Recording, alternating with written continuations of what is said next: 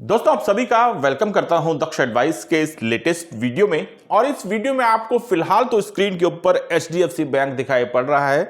मैं आपको साथ ही साथ ICICI बैंक की स्क्रीन भी दिखा देता हूं और साथ ही साथ आपके साथ में स्टेट बैंक ऑफ इंडिया के बारे में बात करता हूं। एग्जैक्टली मैं किसी एक स्पेसिफिक बैंक के बारे में बात नहीं कर रहा हूं, मैं बात कर रहा हूं उस कंसर्न के बारे में जो आने वाले समय में सभी बैंक्स के लिए एक बड़ा संकट बनता हुआ दिखाई पड़ रहा है।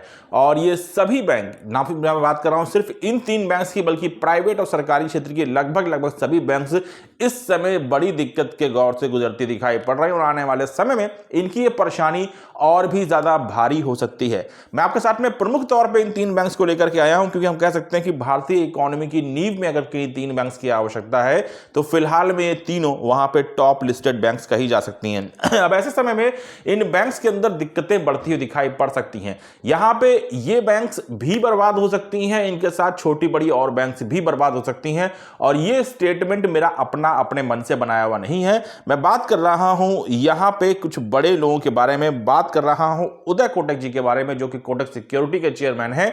उन्होंने पूरी तरह से बताया है कि पूरी तरह से बर्बाद हो जाएंगे बैंक्स। RBI की मीटिंग से पहले देश के सबसे अमीर बैंकर उदय कोटक ने क्यों कहा ऐसा, इसी के बारे में आपसे बात करूंगा।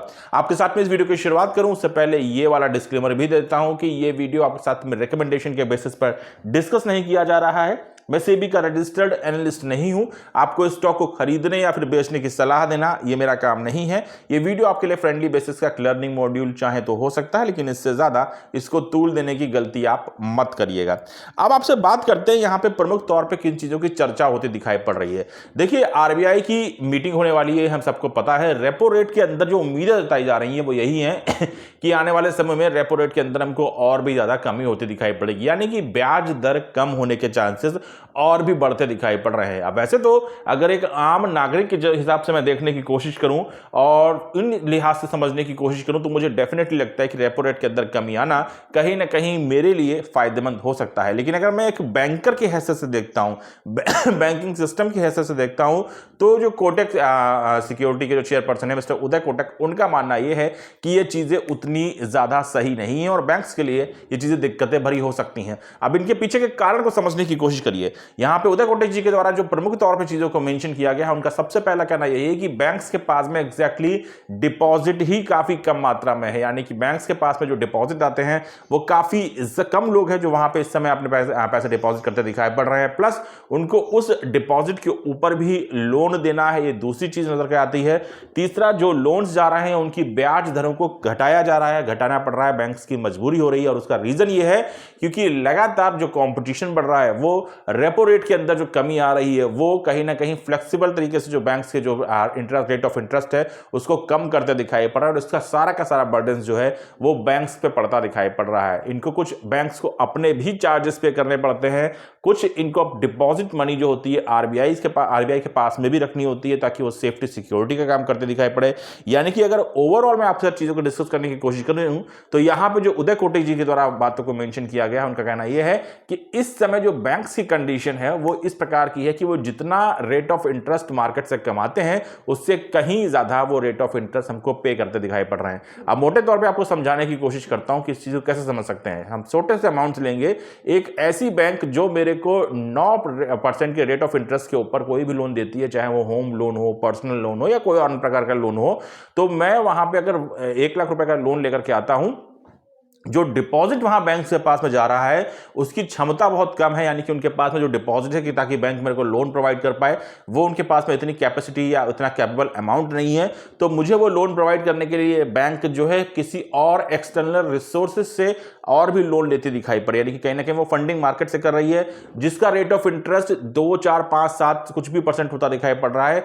उस रेट ऑफ इंटरेस्ट पे वो बैंक मेरे से अपना लोन उठाती है और वो लोन मुझे ट्रांसफर करती दिखाई पड़ रही है। अब 9% का जो रेट ऑफ इंटरेस्ट मैं पे कर रहा हूं, उसी में से बैंक को अपने जो लेंडर है उसका भी पेमेंट करना है, आरबीआई के पास जो सिक्योरिटी मनी है उसको भी रखना है, और साथ ही साथ बैंक्स को अपने भी एक्सपेंसेस मेंटेन करने का प्रयास करना है। और रेपो रेट के अंदर अगर परिवर्तन आ जाता है तो ऑल ऑफ अ सडन जो रेट ऑफ इंटरेस्ट मेरे लिए 9% था वो डिप मार जाता है, और ऐसे समय में बैंक्स के लिए ये चीजें दिक्कतें बढ़ रही हैं। तो मोटे मोटे तौर पे यहां पे दो चीजों को उदय कोटे जी के द्वारा मेंशन किया गया। पहला जो उनका कंसर्न है वो यही है कि जो रेपो रेट के अंदर कमी होती दिखाई पड़ रही है वो बैंकिंग सिस्टम के लिए बहुत ज्यादा फ्रूटफुल नंबर लेकर के नहीं आ पा रही है। दूसरा, कहीं ना कहीं जो डिपॉजिटर्स हैं, यानी कि जो लोग बैंक्स में पैसा लगाते हैं, वो डिपॉजिटर की जो संख्या है वो काफी कम होती चली जा रही है, या फिर मैं जो उनके द्वारा जो अमाउंट यहां पे डिपॉजिट किया जा रहा है उनकी जो संख्या काफी कम होती जा रही है। जाहिर सी बात है, इसके लिए तमाम प्रकार की अन्य चीजें भी देखने को मिल रही हैं।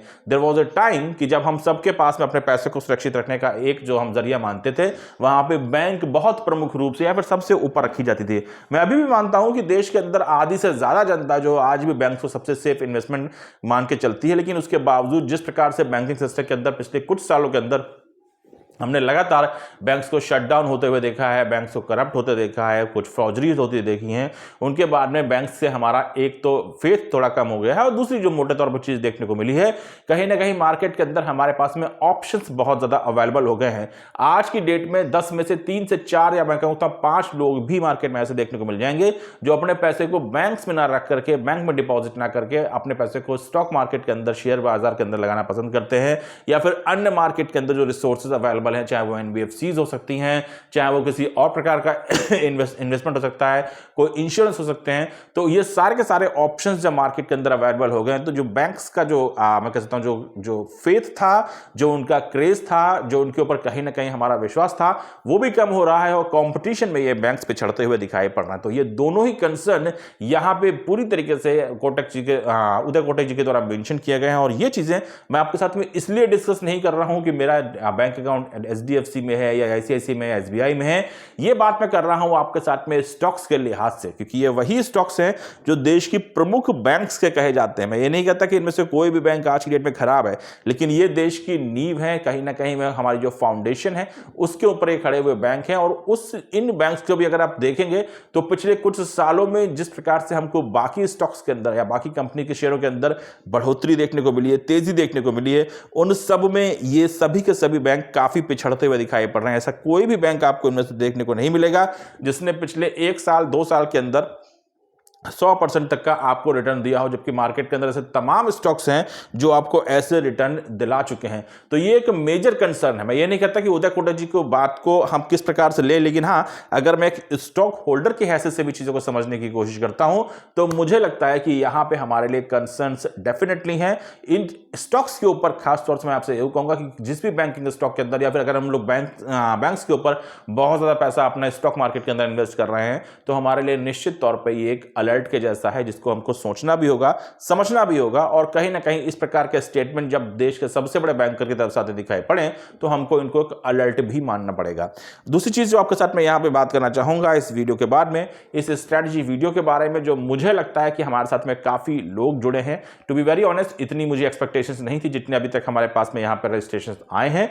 मैं फिर भी कहूंगा कि यहां पे ये एक अपॉर्चुनिटी है, जिसके पास में है वो इसका फायदा जरूर उठाएगा। जिसको ये अपॉर्चुनिटी नहीं मिली है मुझे लगता है कि शायद आप कुछ ना कुछ मिस जरूर कर सकते हैं। तो मैं आपसे जरूर कहूंगा कि इस स्ट्रेटजी वीडियो का हिस्सा बनने की कोशिश जरूर कीजिएगा। ये आपके टोटल फाइनेंसिंग सिस्टम के लिए आपको काफी ज्यादा सपोर्ट, काफी ज्यादा हेल्प प्रोवाइड करता दिखाई पड़ सकता है। और मुझे लगता है कि ऐसी चीजों को मार्केट में इग्नोर नहीं करना चाहिए। डेफिनेटली मैं अपने फायदे की तो बात करूंगा ही करूंगा, लेकिन मैं म्यूचुअल बेसिस पे आपके फायदे के बारे में भी बात कर रहा हूं।